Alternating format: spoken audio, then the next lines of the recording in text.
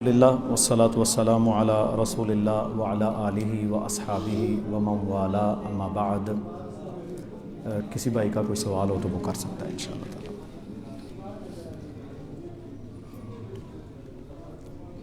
ہاں جی، ایک بڑا اہم سوال ہے جو عام طور پر مسجد کی تعمیر کے حوالے سے لوگ کرتے ہیں کہ کیا مسجد کی تعمیر میں زکوٰۃ کا پیسہ لگایا جا سکتا ہے یا مسجد کی زمین خریدنے کے لیے زکوٰۃ کا پیسہ لگایا جا سکتا ہے؟ دیکھیں، زکوٰۃ جو ہے نا، زکوٰۃ اس کا مصرف الگ ہے اور مسجد کی تعمیر الگ ہے۔ مسجد کی تعمیر کے لیے آپ نے الگ صدقہ کرنا ہے اللہ کی راہ میں، اس کا آپ کو الگ اجر ملے گا۔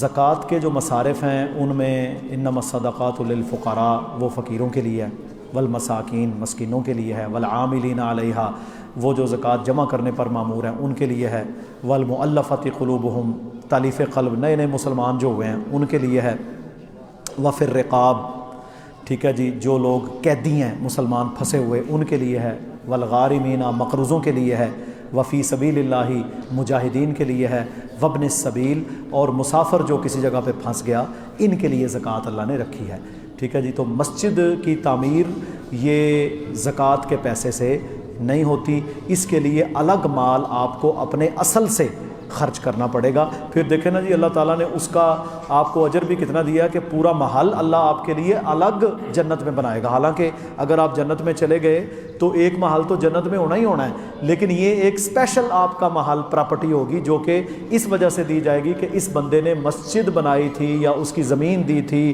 یا اس پر مال خرچ کیا تھا۔ مدرسوں میں پڑھتے ہیں۔ ہاں جی، اب اس میں آ گیا کہ مدرسے میں جو فقیر اور مسکین اور یتیم بچے پڑھتے ہیں ان پر زکوٰۃ لگتی ہے۔ مثال کے طور کے اوپر ہمارے ادھر 60 بچے ہیں، ان 60 بچوں میں آدھے سے زائد وہ بچے ہیں جو غربا، مساکین، فقراء، یتامیٰ، اس قسم کے لوگ ہیں، تو وہ لوگ زکوٰۃ کے اموال سے کھا پی سکتے ہیں، ان کے کپڑوں کے لیے، ان کے لباس کے لیے بالکل آپ کر سکتے ہیں، ٹھیک ہے جی۔ جو ان میں سے بچے ایسے ہیں کہ جو صاحب استطاعت ہیں ان سے پھر ہم بھی فیس چارج کرتے ہیں کہ بھائی آپ کے بچہ 5,000 روپے یا 7,000 روپے مہینے کی فیس دے گا، کیونکہ آپ دے سکتے ہیں، ٹھیک ہے۔ وہ پھر کیا ہوتا ہے کہ کھاتے وہ ان کے ساتھ ہی ہیں لیکن وہ اپنا پے کر دیتے ہیں، ٹھیک ہے نا جی۔ تو ان بچوں کے لیے دیا جا سکتا ہے۔ باقی مدرسے کی تعمیر کرنا، اس کے لیے بھی زکوٰۃ نہیں لگتی۔ ہاں، اگر کوئی ایسا گھر بنایا جائے یا یتیم خانہ بنایا جائے جو کہ صرف اور صرف زکوٰۃ مستحقین نے ہی کل کو استعمال کرنا ہے تو پھر وہ پیسہ خرچ کیا جا سکتا ہے، لیکن اگر عمومی مثلا جیسے یہ مسجد ہے، اس کے اندر مدرسہ ہے، تو اس مدرسے کی تعمیر کے لیے زکوٰۃ خرچ نہیں ہوگی کیونکہ وہ مسجد کا حصہ ہے۔ ہاں، اس میں جو بچے غریب، مسکین، فقیر، یتیم، ان پر زکوٰۃ کا مال لگ سکتا ہے۔ ہمارے ہاں بعض لوگ نا سوال کرتے ہیں جی مدرسہ بن رہا ہے زکوٰۃ کا پیسہ دو۔ میں نے کہا بھی بات یہ ہے کہ وہ مدرسہ مسجد ہے نا، وہ آپ زکوٰۃ کے علاوہ مال سے بنائیں۔ زکوٰۃ تعمیر کے لیے نہیں ہے، زکوٰۃ آپ کے ان بچوں کے لیے ہے، ان کے خراجات، دوائیاں، کپڑے، وہ آپ پھر لگائیں۔ بعض دفعہ یہ ہوتا ہے کہ اسی زکوٰۃ سے ان کے استادوں کی تنخواہ دی جاتی ہے، ٹھیک ہے جی۔ اب اس میں بھی دیکھا جائے گا کہ آیا وہ استاد زکوٰۃ مستحق ہے یا نہیں، ٹھیک ہے۔ یہ پھر ایک پورا سسٹم ہوتا ہے، تو اس میں مکس مال آتا ہے۔ اب جیسے جماعت کا ایک سسٹم ہے، ہمارے ہاں ہر قسم کا مال آتا ہے، وہ بیت المال میں جمع ہو جاتا ہے۔ ہمارے پاس زکوٰۃ بھی ہے، صدقہ بھی ہے، لوگ مہمانی کے لیے چاول دیتے ہیں، چیزیں دیتے ہیں کہ جی تسی بس لوگوں کو کھوا دینا، یہ زکوٰۃ نہیں ہے۔ تو پھر وہ مکس مال جب کسی بیت المال میں آئے تو وہاں سے پھر کسی بھی شعبے میں خرچ کیا جا سکتا ہے، لیکن اگر اسپیسیفک مال آیا ہے تو پھر وہ اسپیسیفک جگہ پر، جیسے یہ مال اب اقصی مسجد کے لیے ہے تو یہ اقصی پر ہی خرچ ہوگا انشاءاللہ۔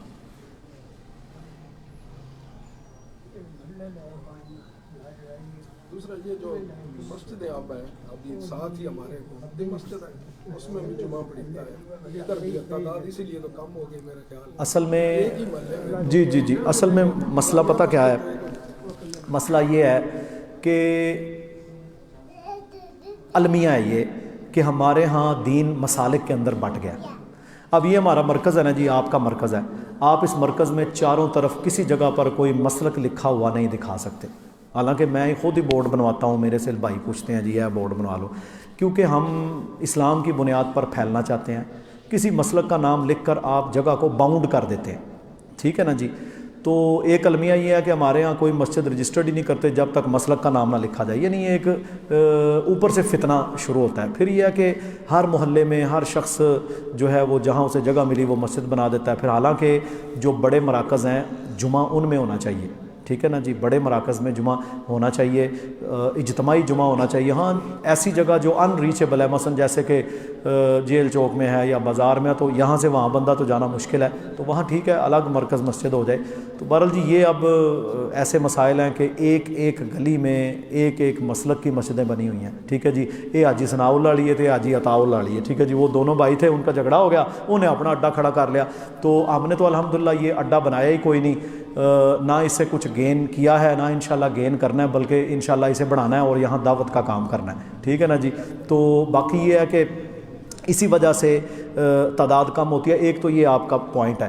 دوسرا پوائنٹ یہ ہماری دعوت کمزور ہے، حالانکہ دیکھیں نا جی ادھر آبادی لاکھوں کی تعداد میں ہے اور یہاں پر 1000 بندہ آ جائے تو جناب سمٹنا مشکل ہو جاتا ہے۔ تو اس لیے ہماری دعوت کمزور ہے۔ ہم لوگ اگر اپنی دعوت کو مضبوط کریں تو اس جیسی پتہ نہیں اور کتنی مسجدیں بنانی پڑ جائیں۔ تو اس میں ہمارے مولویوں کا اصل میں ایک المیہ ہے کہ مولوی یہ سمجھتا ہے کہ میں نے بس نا مسجد میں بیٹھ کے پڑھانا ہے، میری ہے ذمہ داری، یہ منوے دی تنخواہ ملتی، میں 5 نمازاں پڑھانیاں نے، بچے پڑھانے نے۔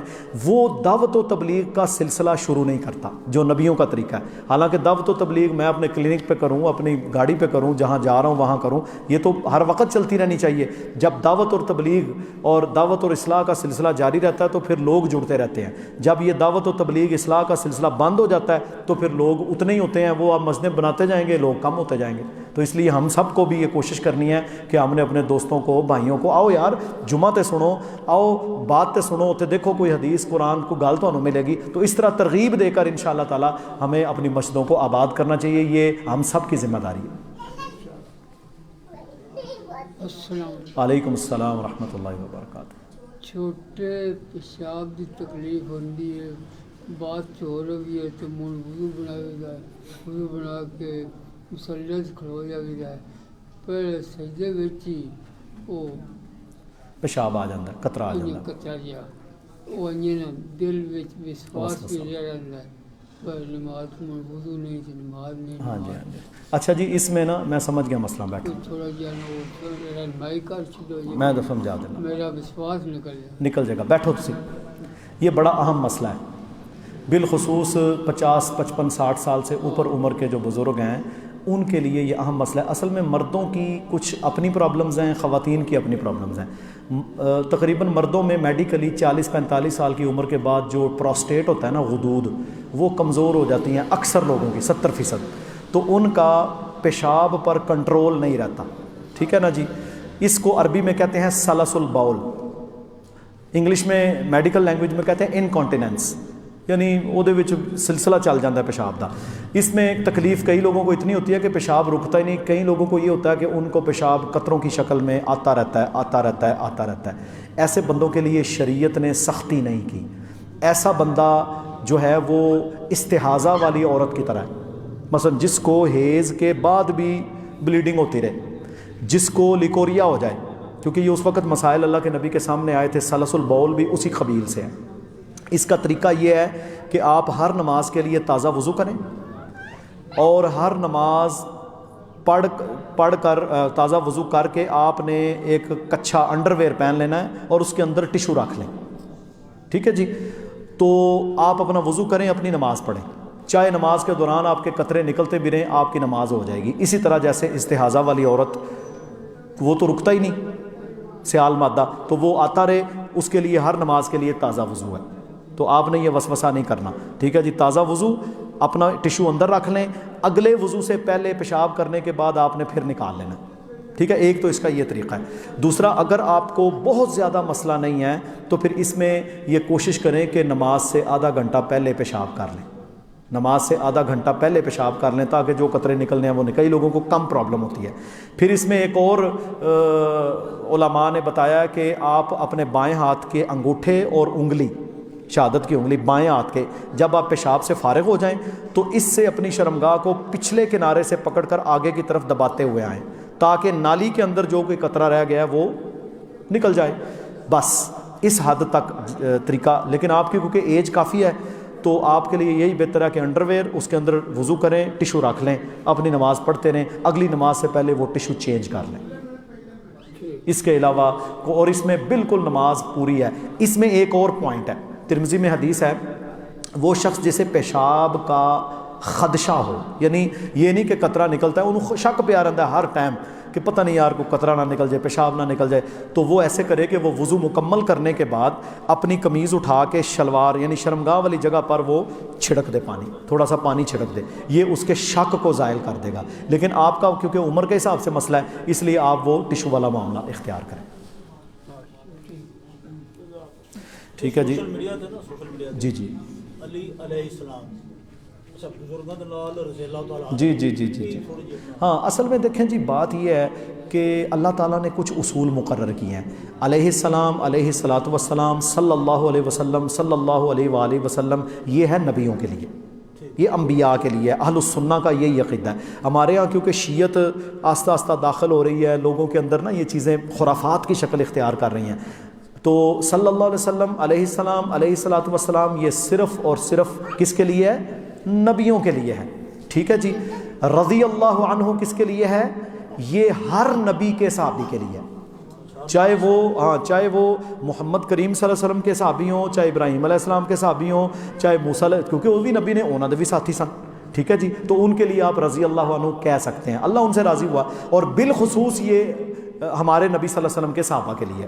ٹھیک ہے جی، اور باقی صحابہ کے بعد جتنے بزرگ ہیں، چاہے وہ امام بخاری ہیں، چاہے وہ امام مسلم ہیں، چاہے وہ کوئی بھی بڑے سے بڑے بزرگ ہیں، ان کے لیے دعا ہے رحمہ اللہ یا رحمت اللہ علیہ۔ یہ ہے اصل منہج۔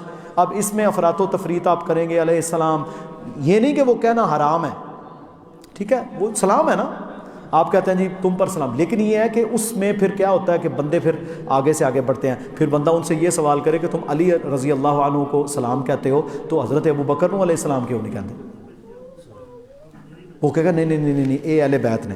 تو حالانکہ اہل بیت کے لیے علیہ الصلاۃ والسلام کے لفظ صحابہ نے یا تابعین نے یا محدثین نے استعمال نہیں کیے جس طرح ہمارے ہاں رافضہ کرتے ہیں۔ تو اس لیے بہتر طریقہ یہی ہے کہ بندہ درمیانہ منہج رکھے، نبی سارے علیہ السلام، علیہ الصلاۃ والسلام، صحابہ سارے رضی اللہ عنہ، اس کے علاوہ رحمہ اللہ، نہ لڑائی نہ جھگڑا۔ اور بندے کو، اور پھر ایک اور بات ہے، جب آپ کسی صحابی کو رضی اللہ عنہ کہیں گے تو سب دیکھنے سننے والوں کو یہ پتہ چل جائے گا کہ یہ بندہ اہل السنہ ہے، اس کے اندر شک نہیں پڑے گا کہ یار یہ بھی کوئی مائل ہویا ہے شیعت کی طرف، کیونکہ پہلی سیڑھی یہی ہے ہم اور پھر ان کا سب سے بڑا پرابلم یہ ہے کہ وہ حضرت علی رضی اللہ عنہ سے لے کر اپنے 12-13 اماموں تک وہ ان سب کو معصوم سمجھتے ہیں، نبیوں سے زیادہ معصوم سمجھتے ہیں، اور یہ ان کا کفریہ عقیدہ ہے، کیونکہ معصوم عن الخطا تو انبیاء ہیں، تو وہ علیہ السلام اس غرض سے کہتے ہیں۔ ٹھیک ہے جی، اس لیے ہمارے تو یہ عقیدے کے خلاف ہے، تو اس لیے ہم الحمدللہ باقی سیدنا علی رضی اللہ تعالیٰ عنہ کے ساتھ محبت، آپ کا ایمان اور آپ کی فضیلت، اس کا کوئی انکار نہیں، وہ تو بہت فضیلت والے ہیں، ان کی فضیلتیں جو قرآن حدیث میں آئی ہیں وہ الحمدللہ ہماری سار آنکھوں پر ہیں۔ چوتھے خلیفہ راشد ہیں، رسول اللہ صلی اللہ علیہ وسلم کے داماد ہیں، رسول اللہ صلی اللہ علیہ وسلم نے فرمایا اللہ ان سے محبت کرتا ہے، یہ اللہ سے محبت کرتے ہیں، خیبر کا جھنڈا ان کے ہاتھوں میں پکڑایا، اللہ نے فتح عطا فرمائی۔ سیدنا علی رضی اللہ تعالیٰ عنہ کا تو بہت اونچا مقام ہے رضی اللہ عنہ۔